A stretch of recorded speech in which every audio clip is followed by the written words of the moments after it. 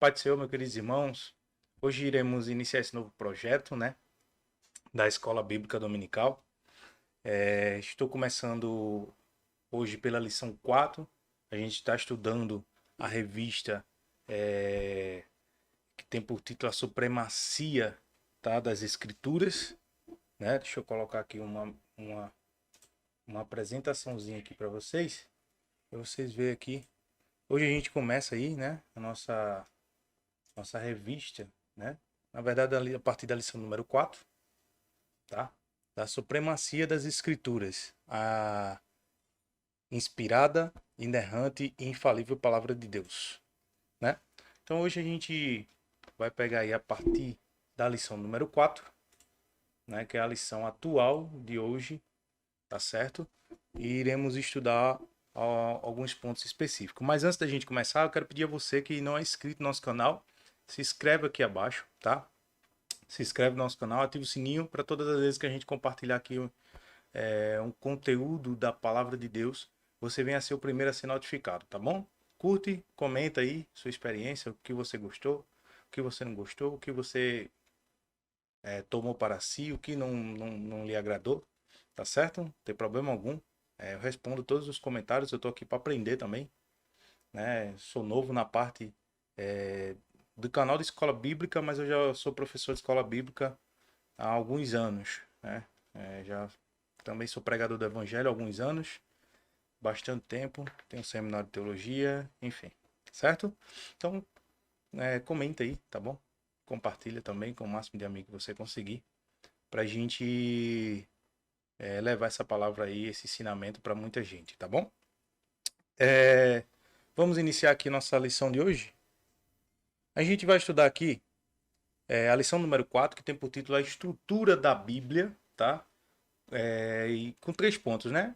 Como a Bíblia está organizada, o Antigo Testamento e o Novo Testamento, tá bom?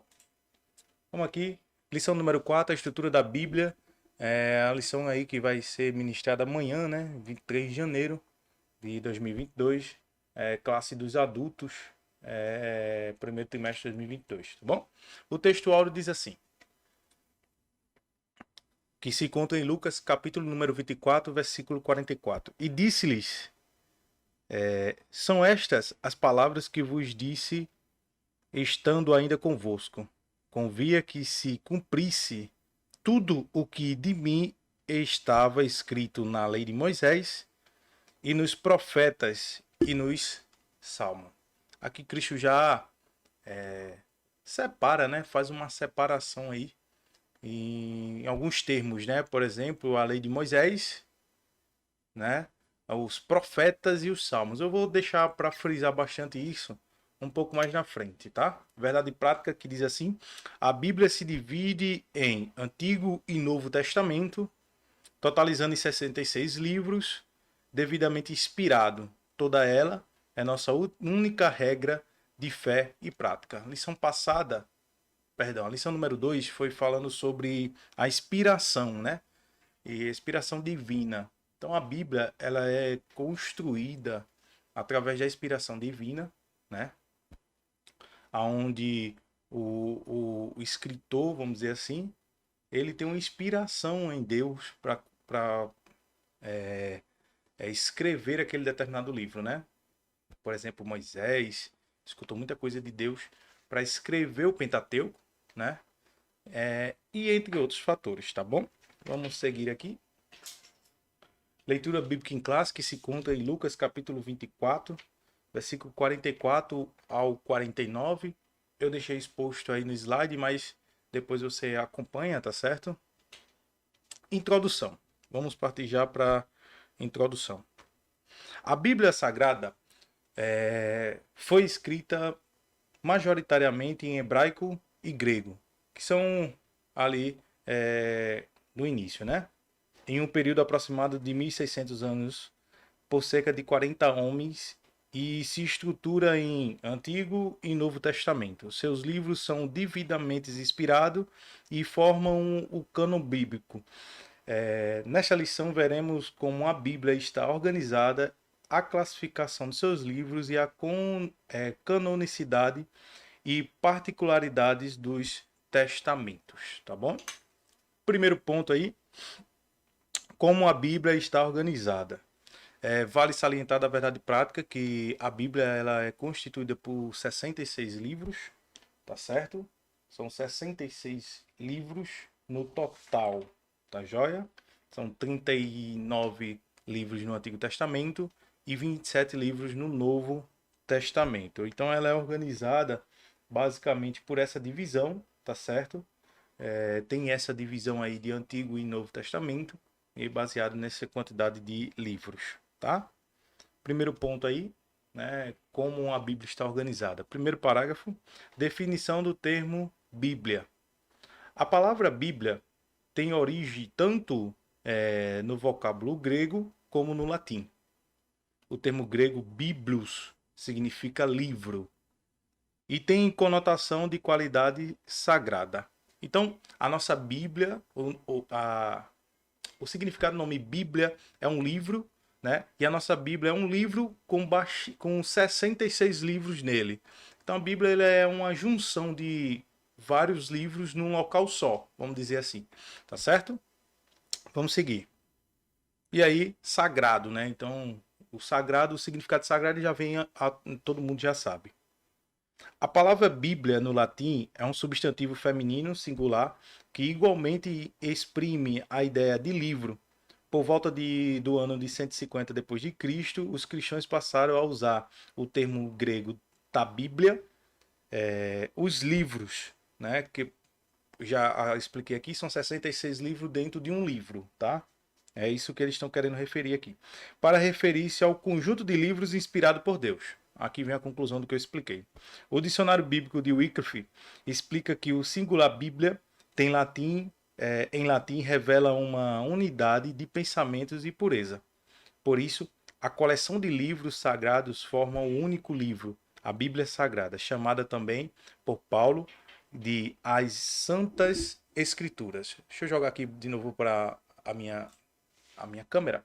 Então, como eu acabei de dizer, né? A Bíblia ela tem o termo grego biblos significa livro, tá? E aqui no final ele até citou referente que coleção de livros sagrados. Então, ficou bem claro aqui esse primeiro ponto, mas vale salientar esses pontos específicos aqui, né? Como diz o Wycliffe, o seu dicionário, singular da Bíblia em latim revela uma unidade de pensamento e uma pureza, né? Então, unidade de pensamento, ou seja, vários, e pureza e inspiração em um só, né? Que a inspiração em Deus, tá certo? Por isso que a Bíblia é inspiração divina, como diz a lição número 2. Vamos seguir aqui na nossa revista. Segundo ponto. O cânon da Bíblia. A expressão cânon procede do hebraico kané, que com o sentido de vara de medir. O termo corresponde em grego canon, que significa régua. Desse modo, na teologia, o vocábulo canon é empregado como norma, ou seja, regra, tá? De avaliação para identificar os livros sagrados. Em vista disso, o termo canônico passou a designar os 66 livros, conceitos como divinamente inspirados. 39 livros no Antigo Testamento, 27 no Novo. Isso quer dizer que o Espírito Santo guiou o seu povo a conhecer a autoridade desses escritos como regra de fé e prática. Nesse sentido, o cânon bíblico está completo. Nada pode ser acrescentado ou retirado das escrituras canônicas. Então, existe o cânon, ele é uma regra, né? Uma regra na base. A gente vai estudar referente ao cânon do Antigo Testamento e do Novo Testamento e você vai ver a regra que foi implantada, né? O cânon ele é basicamente uma regra, uma norma que deve ser seguida para que aquele livro fosse fazer parte vamos usar até esse termo aqui, mas vai fazer parte da Bíblia ou não vai fazer parte? Para fazer parte da Bíblia, a gente precisa que aconteça essas regras. E para não fazer parte, se não entrar nessas regras, vai sair. Então não faz parte.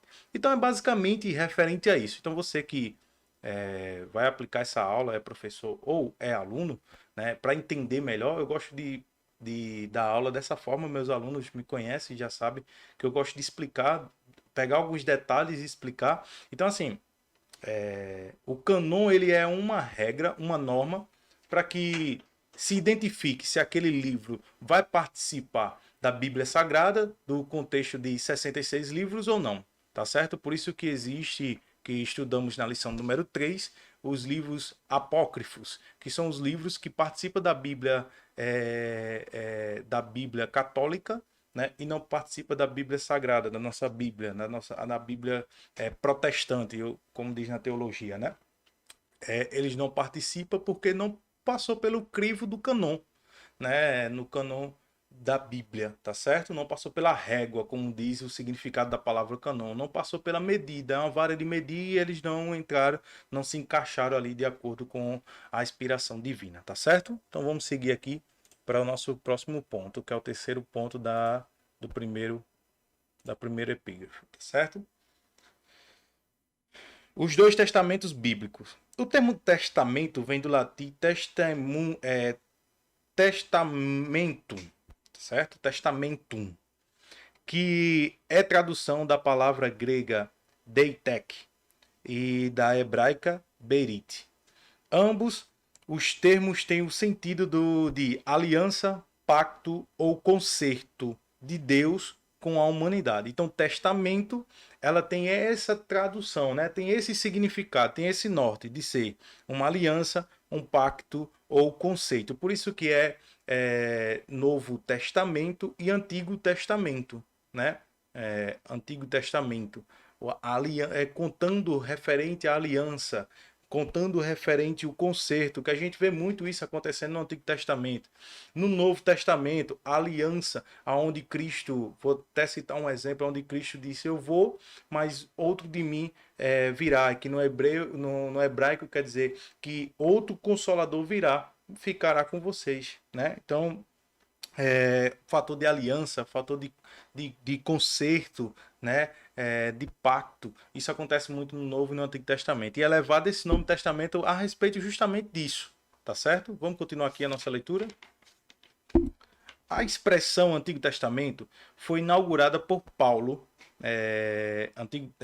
A expressão Antigo Testamento foi inaugurada por Paulo em 2 Coríntios 3,14 e refere-se aos livros dos judeus reconhecido por Jesus como as Escrituras, em Mateus 22, 29. A lei, os profetas e os salmos, como dizem em Lucas 24, 44. O termo Novo Testamento foi usado para se referir ao cumprimento profético de Jesus como mediador da nova aliança, como diz aí as referências bíblicas.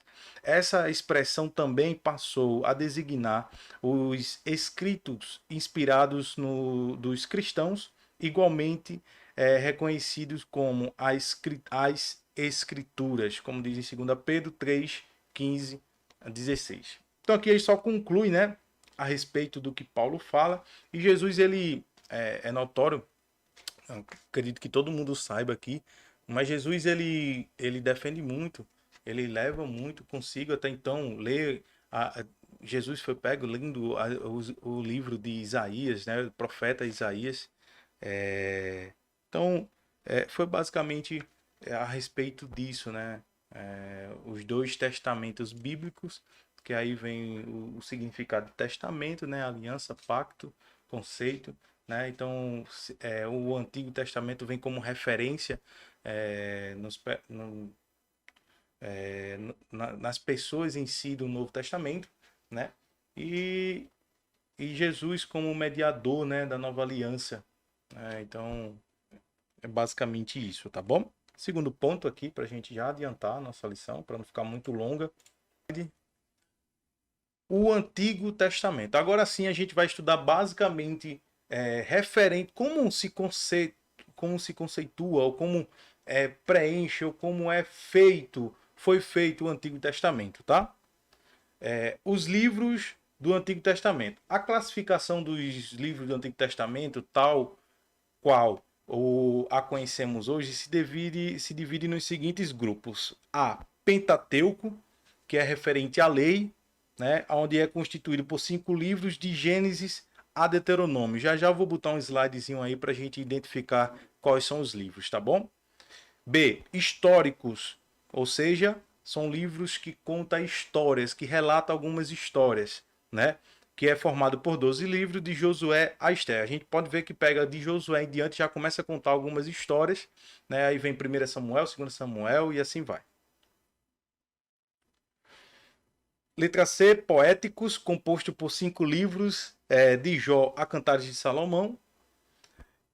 Letra D, proféticos, que se subdividem em profetas maiores e com 5 livros, de Isaías a Daniel, e profetas menores com 12 livros, de Oséias a Malaquias. A divisão utilizada pelos judeus era tripartida, ou seja, a lei, os profetas e os salmos. Pode ver que se encaixa bem direitinho aí, porque a lei referente ao Pentateuco, né? Os profetas referente aí a parte proféticos dos profetas maiores e menores, né? Salmos ou escritos, aí vem a parte poética, né? Poética que constitui aí essa parte, né? Apesar de a cultura judaica fazer uma categorização diferente, o conjunto do Antigo Testamento soma os mesmos 39 livros, devidamente inspirados tanto para os judeus como para os cristãos. Então eu coloquei aqui uma explicação do Antigo Testamento, os livros, né? Vamos lá, como Pentateuco, né? Gênesis, Êxodo, Levítico, Números e Deuteronômio, são os livros escritos assim por base de Moisés, né? Vem os históricos, que aí vem Josué, Juízes, Ruth, 1 Samuel e 2 Samuel, 1 e 2 Reis, 1 e 2 Crônicas, Esdras, Neemias e Esté.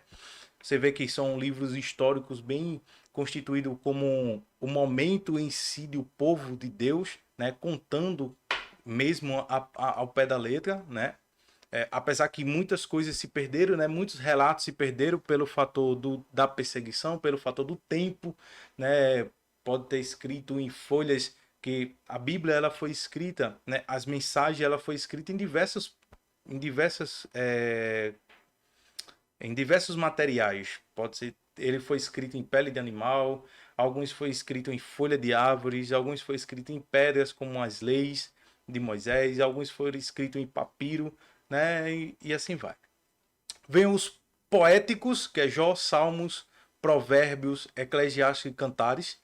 Os profetas maiores, Isaías, Jeremias, Lamentações, que também é escrito por Jeremias, Ezequiel e Daniel, certo? E os profetas menores, que constituem aí, finalizando o Antigo Testamento, Oséias, Joel, Amós, Obadias, Jonas, Miqueias, Naum, Abacuque, Sanfonias, Ageu, Zacarias e Malaquias, certo? Então esse slide aqui constitui a divisão do Antigo Testamento, onde a gente viu aqui Pentateuco, histórico, poéticos, profetas maiores e profetas menores, né? Certo? Vamos seguir aqui. Segundo ponto. A canonicidade do Antigo Testamento. Existem 3 fatores basilares que na avaliação de um livro canônico, a saber, letra A inspiração divina, que atesta se o livro é inspirado pelo Espírito Santo. Então, aqui já vem o primeiro conceito do canon, a crivo do canon bíblico, né? Ou participar do canon bíblico. Então, para ser conceituado, para entrar no contexto dos 66, vamos usar essa referência, que é o que a gente tem hoje em mãos, né, a nossa Bíblia. Para participar desses 66 livros, precisa primeiro, qual é a primeira característica? perceber a inspiração do Espírito Santo ali. Se aquele livro foi inspirado por Deus, se aquele livro foi inspirado pela ação do Espírito Santo, né? Então, esse é o cuidado, né? É o fator do cânon. Segundo, por isso que ele é uma norma ou regra. Então, a primeira regra era essa: inspiração divina. Então, que ele demonstre, a construção desse livro, ele demonstre que foi inspirado divinamente. Segundo, que é a letra B. Reconhecimento do povo de Deus, que atesta se o livro era aceito como autêntico por seus primeiros leitores. Então, esse era o segundo ponto. A aceitação ou o reconhecimento do povo de Deus. Além de ter a estrutura da inspiração divina, teria a estrutura do reconhecimento do povo de Deus. Eles iriam dizer que se atesta se aquele livro era aceito como autêntico por seu, ou não, né? Então era basicamente dessa forma. E terceiro e último, que era a terceira regra ou a terceira norma do cânon, era a preservação pelo povo de Deus, que atesta se o livro era conservado como a palavra de Deus. Então essa eram as três regras do cânon para aquele livro ser autêntico, né? Ou para aquele livro participar ali, como hoje os 66 livros da Bíblia, tá bom? Eu digo 66 porque a gente vai ver mais na frente sobre o Novo Testamento, que são as mesmas regras. Então, por isso que eu estou dizendo sempre os 66. Poderia ter dito aqui como está sendo dividido, sempre só os 39, né? O do Antigo Testamento. Por conseguinte, a confirmação desses elementos revela que, desde o início, os livros do Antigo Testamento foram recebidos e guardados como inspirados autorizados por Deus, dotado de veracidade e de autoridade. Então eles foram recebidos e guardados, ao ponto de Jesus ele sempre usar como base, em alguns momentos, o livro de Isaías. Você pega ele lendo, né, e passando referência do livro de Isaías, certo? Particularidades do Antigo Testamento. Vamos ler aqui algumas particularidades que só o Antigo Testamento acontece no Antigo Testamento, tá? Primeiro ponto aí. Quase a totalidade dos livros foram escritos em hebraicos, chamado na Bíblia de língua de Canaã, como diz Isaías 19:18. Isaías chama essa parte escrita por hebraico, no hebraico, como a língua de Canaã. Algumas porções foram escritas em aramaico, que o pessoal aprenderam ali no cativo babilônico, né? Porque o aramaico aprenderam nesse momento. Uma especialidade do dialeto que deu origem à língua árabe, tá? O último livro canônico foi do profeta Malaquias, que é o último livro do Antigo Testamento, que o concluiu antes do ano de 430 a.C. Desde então, nada mais pode ser acrescido ou acrescentado ao cânon do Antigo Testamento. Então, o que é que ele está dizendo aqui? Ele está dizendo que o que quiserem inventar a partir de agora não pode mais. Porque até aqui foi aonde passou pelo cânon, né? Onde passou pelo cânon, certo? Do Antigo Testamento. E conforme o teólogo Norman, para facilitar a tarefa de citar a Bíblia, em 1227 d.C., o texto foi dividido em capítulos e por volta de 1445 d.C., o Antigo Testamento foi dividido em versículos. Então, o que é que acontece aqui? A Bíblia era contada direto. Direto. Não tinha divisões, tá certo? Então, para facilitar a leitura, para facilitar o entendimento, o que foi feito? Em 1227 foi dividido em capítulos. Então, ele via lá que dava para ser dividido em capítulos, foi dividido em capítulos, certo?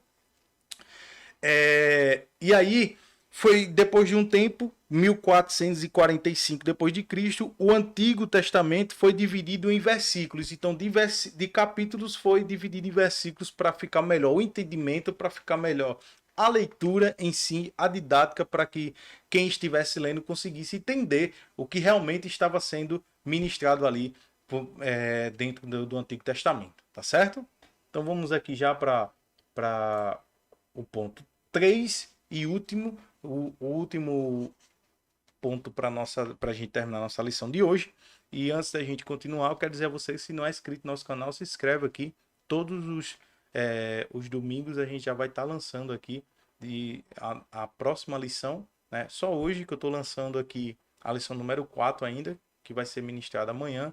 Mas segunda-feira eu já vou estar lançando a lição de número 5, tá? Já vai estar subindo aqui pro canal segunda-feira. Ou terça-feira no mais tardar.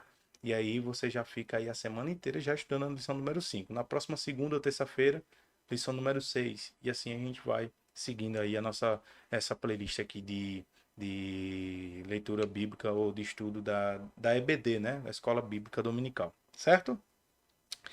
Então, terceiro ponto aqui, Novo Testamento. Então, a gente passou a entender um pouco referente de como a Bíblia foi organizada, que foi o primeiro ponto. A gente entendeu como era a organização do Antigo Testamento, como foi, o que tem no Antigo Testamento e estudamos sobre o cânon do Antigo Testamento, né? As regras que surgiu para que o Antigo Testamento fosse daquele mesmo formato e participasse aí esses 39 livros subdivididos entre Pentateuco, né? O Pentateuco, que são os primeiros 5 livros da Bíblia, tá certo? Do Pentateuco, a gente ir para os livros históricos, dos históricos, os poéticos, dos poéticos, os profetas, que é subdividido em profetas maiores e profetas menores, totalizando 39 livros aí no conceito do Antigo Testamento. Agora a gente vai para o Novo Testamento. A gente entende que do Antigo Testamento para o Novo Testamento teve um período chamado interbíblico, que foi 400 anos aproximadamente, sem Deus falar com um homem, e foi um momento que a gente pela teologia chama interbíblico, tá certo? Então, depois de Malaquias, que é o último livro do Antigo Testamento, o profeta Malaquias, até o livro, o primeiro evangelho, que é o evangelho de Mateus, tem um período aí que a gente chama de interbíblico, que é 400 anos aí aproximadamente. Então vamos lá. Novo Testamento. Primeiro ponto aí, os livros do Novo Testamento. Então vamos saber aqui como é a subdivisão, tá? Estes livros foram reconhecidos pela igreja após a morte e ressurreição do Senhor Jesus Cristo. Então a igreja tomou ciência desses livros depois da morte e ressurreição de Cristo, tá bom? E estão classificados em 4 grupos principais. Primeiro, os evangelhos ou biográficos, né? Que fala sobre a biografia, né? Por exemplo, o evangelho de Lucas, o evangelista Lucas, ele não andou com Cristo, mas ele escreveu sobre Cristo, né? Ao ponto dele escrever o Evangelho de Lucas e Atos. Ele inicia Atos dos Apóstolos dizendo que eu só escrevi o pouco, né? O que Cristo somente começou a fazer. Então, esse Evangelho que é dividido entre Mateus, Marcos, Lucas e João. Depois desse slide aqui, eu vou passar o mesmo slide lá, como eu fiz no Antigo Testamento, falando sobre a divisão do Novo Testamento, tá? O histórico não é históricos, como no Antigo Testamento. É histórico porque só existe um livro, que é Atos dos Apóstolos. As epístolas, que subdividem em epístolas paulinas, com 13 cartas de Romanos a Filemon, e as epístolas gerais, com 8 cartas de Hebreus a Judas. Hebreus, por mais que não tenha um escritor, né? É um escritor anônimo, certo? Mas ele participa, assim, de uma carta, de uma epístola, né? Vamos seguir aqui. Segundo ponto, canonicidade do Novo Testamento. Então a gente vai aqui ler, né? Vai ver que a mesma estrutura, os mesmos critérios, as mesmas normas, as mesmas regras para o Antigo Testamento se aplicou no Novo Testamento. Por isso que no início eu estava dizendo, 66 livros seguem esse mesmo método, tá? Os critérios de avaliação do Novo Testamento são iguais ao Antigo Testamento, né, o cânon do Antigo, que é a inspiração, reconhecimento e a preservação dos livros como a palavra de Deus. Nesse sentido, a Bíblia oferece indiscutíveis provas de inspiração no Novo Testamento. Quanto ao reconhecimento dos livros como fidedignos, desde o início os escritos falsos foram refutados pela igreja. Em relação à conservação das escrituras, os primeiros cristãos adotaram a prática de leitura dos livros autorizados em suas reuniões e cultos. Mediante tais fatos, atesta-se que desde o começo da igreja primitiva reconheceu e preservou os livros canônicos, né?